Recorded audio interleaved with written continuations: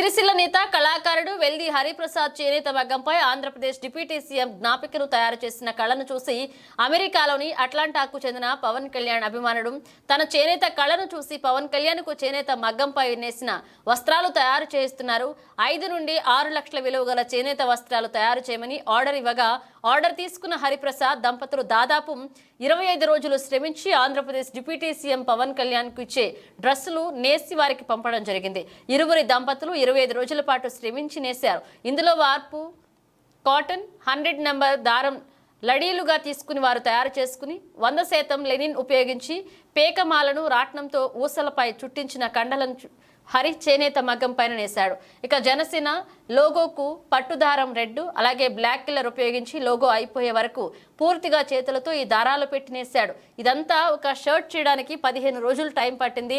నేతన్న కుటుంబానికి ఇక ప్యాంట్ తయారు చేయడానికి 5 రోజులు పట్టింది. లెనిన్ డ్రెస్ చేనేత మగ్గంపై వస్త్రం నేయగా 2019 నుండి హరిప్రసాద్ ప్రతి సంవత్సరం చేనేత దినోత్సవానికి ఏదో ఒక విధంగా తన కళను ప్రదర్శిస్తూ వస్తున్నాడు. ఈ సంవత్సరం సిరిసిల్లలోనే మొట్టమొదటిసారిగా చేనేత మగ్గంపై లెనిన్ వస్త్రాల ఉత్పత్తి చేస్తున్నాడు. ఈ చేనేత వస్త్రాలు ఆంధ్రప్రదేశ్లో డిప్యూటీ సీఎం పవన్ కళ్యాణ్ కోసం మగ్గాలపై నేయడం చాలా సంతోషంగా ఉంది. లెనిన్ చేనేత వస్త్రాలు తయారు చేయడానికి మాకు ఆర్డర్ ఇచ్చిన పవన్ కళ్యాణ్ అభిమానికి హృదయపూర్వక ధన్యవాదాలు తెలిపారు.